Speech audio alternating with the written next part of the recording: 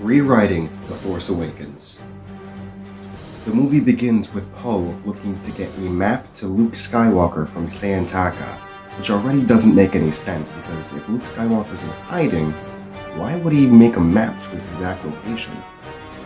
It makes much more sense for them to be looking for Luke's last known coordinates after he goes into hiding after some sort of Jedi purge again. It also doesn't make any sense that Kylo Ren would want to kill Santaka, because Santaka has valuable information for the map, just like Poe does. So why not just capture them both and have Santaka die later on when Finn comes to the rescue? I also never understood why this takes place on some Tatooine knockoff planet. Why not just have it take place on Tatooine? I mean, there's a rule of 3 in writing. 3 establishes a pattern.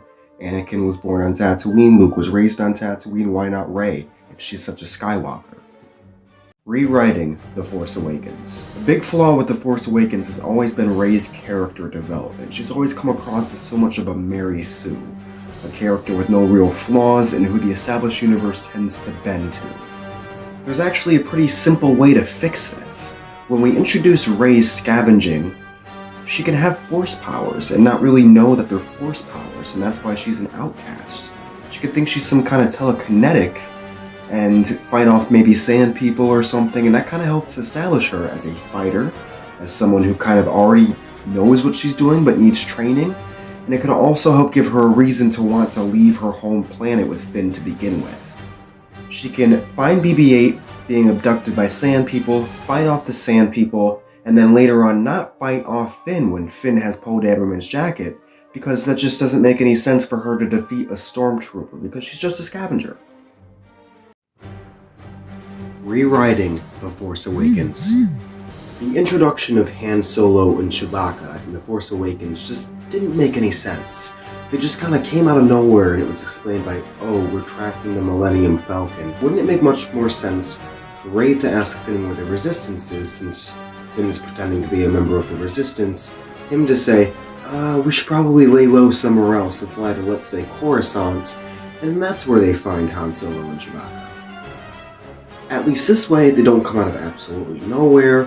They can still have their stupid fight with those thugs that Han Solo fights with, except Han Solo should not bring BB-8 with him because that was stupid and made no point to begin with, and everything makes a little bit more sense that way. It just feels like the introduction to Han Solo and Chewbacca in The Force Awakens was very forced, out of nowhere, and didn't make much sense. Rewriting The Force Awakens, Part 4. The introduction to Starkiller Base didn't make any sense. First of all, a giant floating ball in the sky has failed twice already. Why would he want to do it a third time? Secondly, when we first see Starkiller Base in action, it blows up 5 planets we don't know or care about. That's kind of a problem. In one of my previous rewrites of The Force Awakens, I had Rey grow up on Tatooine, just like Anakin and Luke before her, because of the rule of 3 in writing. 3 establishes a pattern.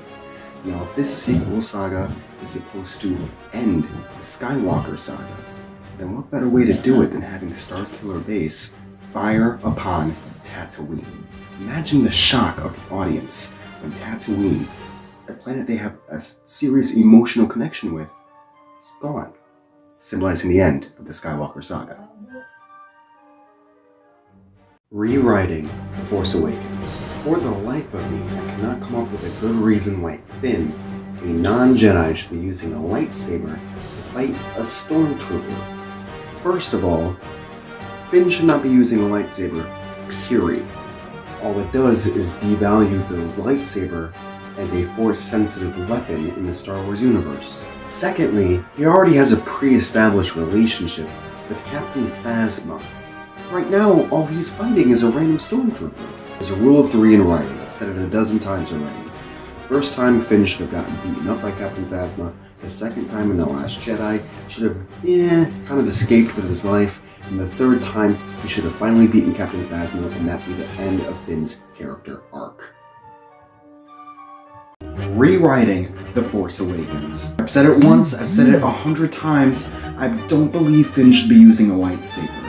Not only that, I don't believe Kylo Ren is selling his blaster injury shot as much as he should be. Let's say Kylo is in extreme agony over this injury, and he swings wildly at Finn. Finn ducks a couple lightsaber shots and kicks him right in the gut, right where he was shot, and Kylo screams in agony. This puts over Kylo's injury and Finn's stormtrooper military experience. Kylo is a Jedi and Finn is just a stormtrooper. Kylo can get ticked off, use the Force, throw him away, slice his back just like in the movies, and then they can start arguing over the Force, over who gets the lightsaber between Rey and Kylo, just like in the movies. Just don't think Finn should be using a lightsaber, and I think we should be putting him over more as a military man than a Jedi. Rewriting The Force Awakens. The battle between Kylo Ren and Rey basically writes itself. Kylo Ren, even though he is injured by Chewbacca's blaster shot, is swinging wildly and still able to defeat Rey, who has no experience with a lightsaber whatsoever.